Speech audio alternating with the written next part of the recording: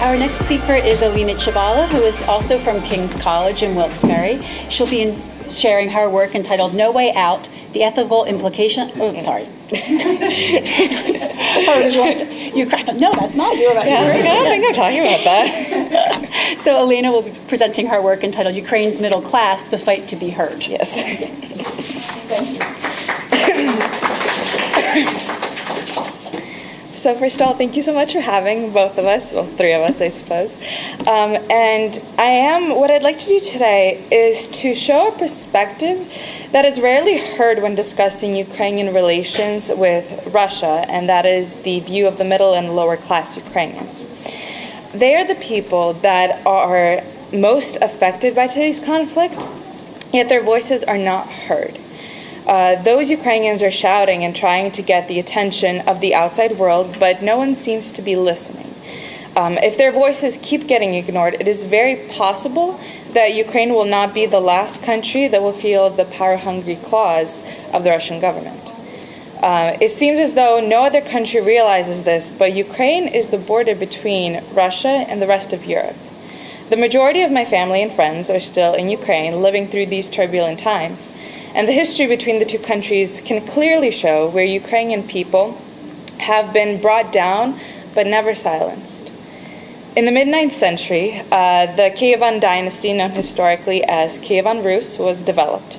Over the centuries, there were many warring times that led to Ukrainian territory being claimed, then reclaimed by other people.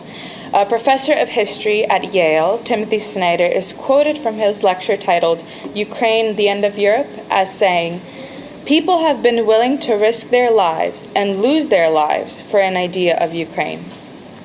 That is a powerful and true statement. The Ukrainian people have often been degraded and treated as a minority on their own land. The people that were most willing to risk their lives for their country were the ones that were abused, degraded, and ignored when it came to anything important regarding the country that their family helped build. It was starting in the 18th century that the Russian Empire took control of Ukraine, and the Russification of Ukrainian nobility began through intermarriage, education, and government service. This was also the time when Ukrainians realized their situation and started to rebel. However, for a superpower like Russia, it was easy to squash those rebellions. During the 19th century, Ukraine experienced a large cultural development with the starting of universities in cities like Kyiv, Odessa, and Kharkiv. These institutions were mainly Russian, but they gave access to information about the local Ukrainian history, which led to a surge of Ukrainian nationalism. This nationalism scared the Russian czars, who banned the Ukrainian language in almost every aspect that it could be used. The 20th century brought with it several revolutions by a people that could not be silenced. However, Stalin got very close.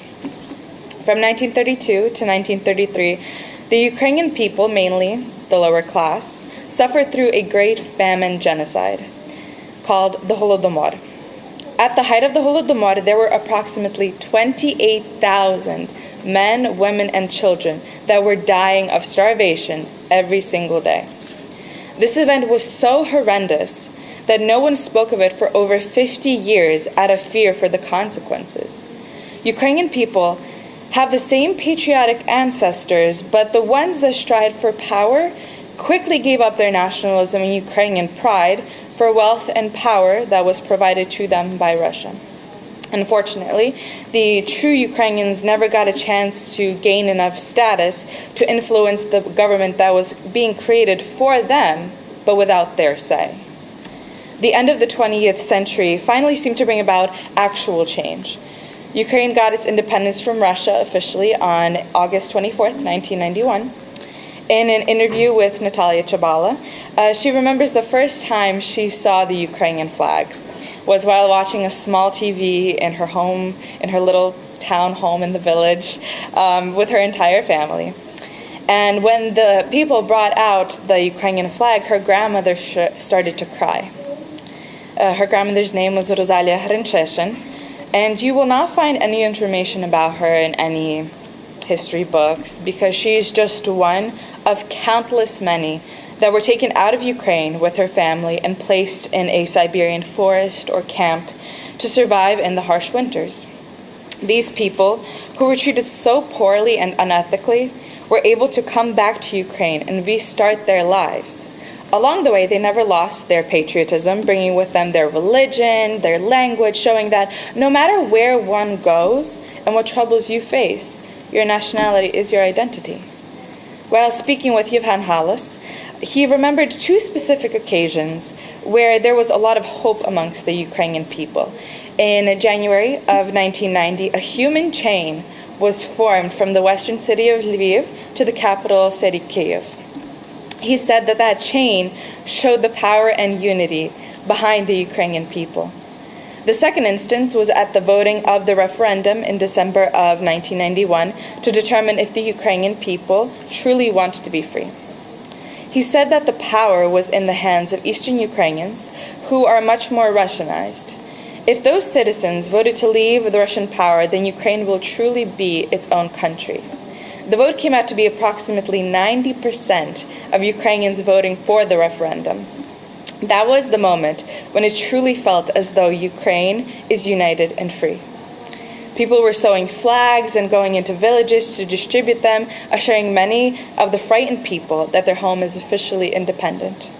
Never in his life did he think that there would be an attack on Ukrainians by Russians, yet this deliberate attack is what we are seeing at present. That brings us into recent events with the Maidan Revolution that started in November of 2013. At the time, pro-Russian President Yanukovych backed out of signing an association agreement to develop stronger ties with the European Union.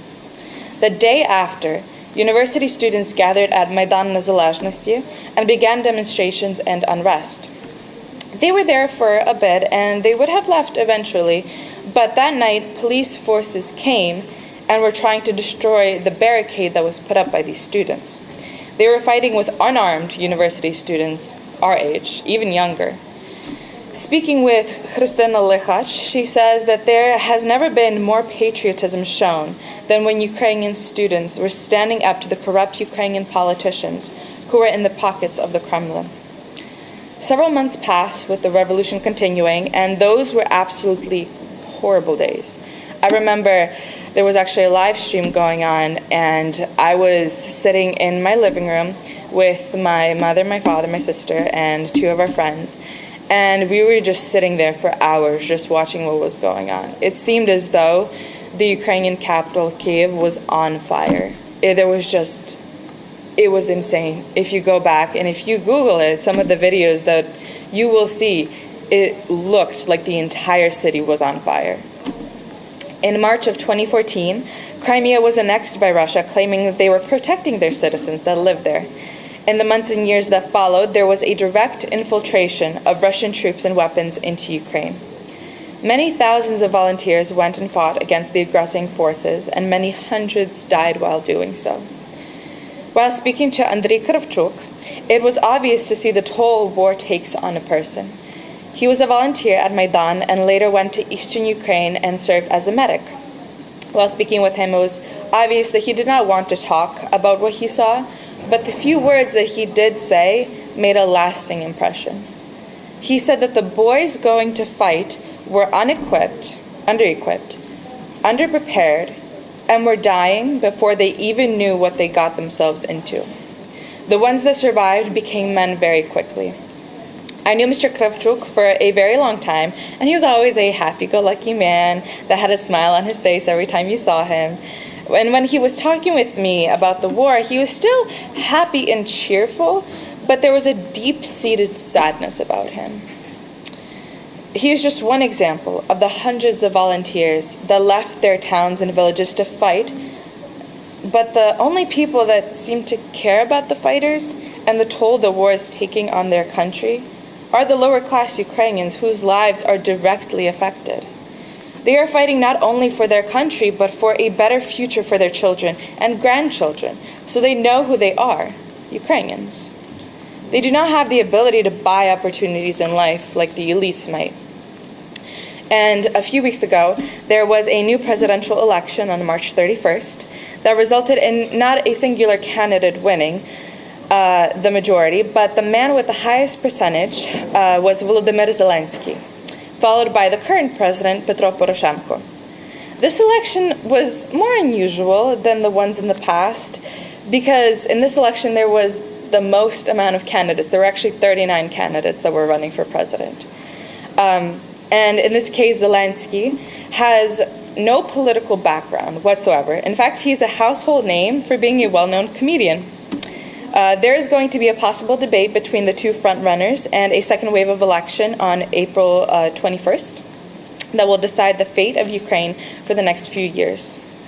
This is quite fascinating because it seems as though Ukrainians would rather pick a candidate with no experience, who does not speak the language well, who has some radical ideas and pro-Russian background, than a typical politician who seems to be stagnant in his work for the country that has already let Ukrainians down.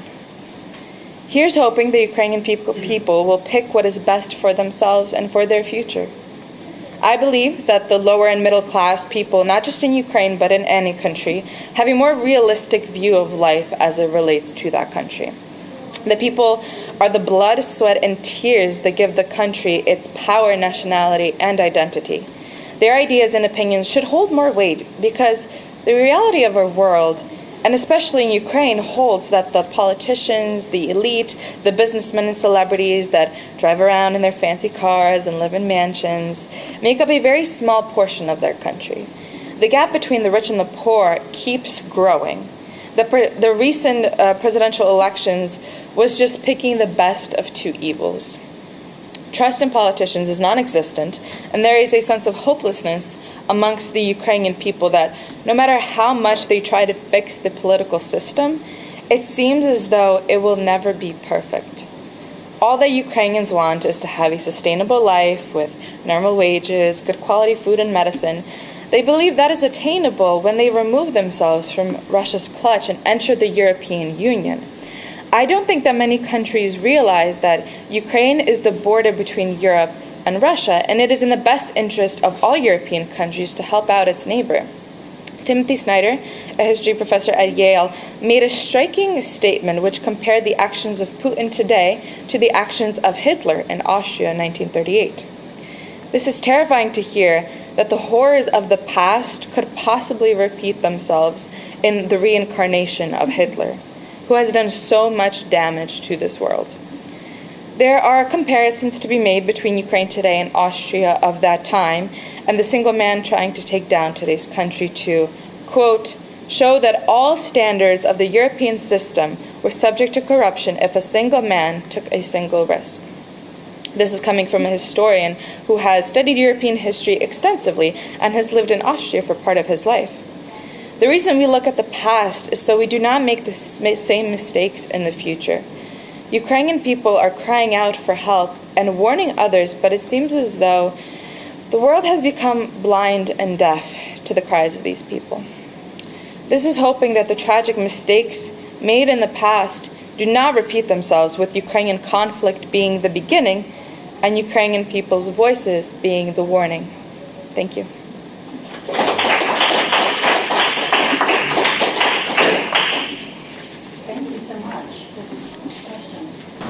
I was just wondering, as Americans, what could we do to help the situation, and really why should we step in and do that? Well, I feel like America in and of itself is such a great power in this world. I feel like it's the only country really that could rival Russia in anything, really. And it should help Ukraine because America has helped so many countries, and it has the ability to do so. It's coming from, because I am Ukrainian, coming from a Ukrainian, we have really not even a fifth of what Russia has against us. Like all of our volunteers are going there right now, everyone that wants to volunteer. All of our weapons and workforce and anything that's being used is there right now. I mean, we're running low on practically everything. And it's scary to think that no one wants to help us because a superpower like Russia, I don't believe that it's going to stop with Ukraine. I mean, I really don't think that it's going to happen. Ukraine is just the first step of what might be coming in the future. And I feel like if we stop that country in its tracks right now, it's going to help the entire world in the future. And when the whole revolution started in 2014, I remember so many of us were actually terrified. Ukrainians were just terrified because we don't have what the majority of the countries in this world have, especially in Europe. Ukraine is the largest country in Europe, but it doesn't have what every other country has. So, if anything, it's just to help the safety of the rest of the world. Yeah. I mean, it's probably piggybacking off of your point, this idea that, my perspective would be, Ukraine is sort of sacrificed, not just the United States, but the EU as well, because it is the buffer. Yeah. They don't want to take Ukraine in because then they will have to address the problem because it'll be the European Union's border. Mm-hmm. So if we leave Ukraine out, that's our, it's safe for everybody else. And Exactly. We don't necessarily have to step in. And your point, I think, is good. Ukraine militarily cannot beat Russia. There's no way, and that's not going to happen. Do we have an obligation? Shouldn't we, not just America, but the EU or any first world wealthy country, do we look at this injustice? I guess this goes back to, this idea that injustice anywhere is a threat to justice everywhere. So this idea that just because half the world doesn't know where Ukraine is or couldn't put it on the map, shouldn't it still count that they've been invaded and another country invaded a sovereign territory and then started a war? I mean, I know your opinion, but this idea of, what is injustice? Is there some idea this is unjust even though it's not affecting us directly in America or in, the UK? Yes, Poland's going to be more concerned or other countries going to be more concerned, but just because you're not bordering it. I think it's any country that values laws and that values any form of justice should at least look at it. I mean, there has been, and it's not saying that Russia just came in because they can and they're taking over. There was a deal that was signed between Ukraine and Russia saying that Russia will not invade Ukraine. There was a deal that was signed, and they flat out ignored it. And it's just, it comes to a point where it's you're breaking a law, you're breaking something that you signed as a country. Speaking with another country, I mean, I would take that seriously if I was any other country. If Russia decides, oh yes, I signed this, but I'm not going to follow anything that I just signed. How would they be held accountable? Yes. Given the United States' history with Russia and the fact that we don't have anything in Europe such as the Monroe Doctrine, which allows us to help out South American countries if they're being invaded, what is the best way to go about helping Ukrainians now that won't lead to a major war? I believe that it's just providing, not even troops, just providing supplies. Because Ukraine has a lot of people. That's no denying that. But we don't have the supplies. We do not have the money. We do not have the ability to get those supplies.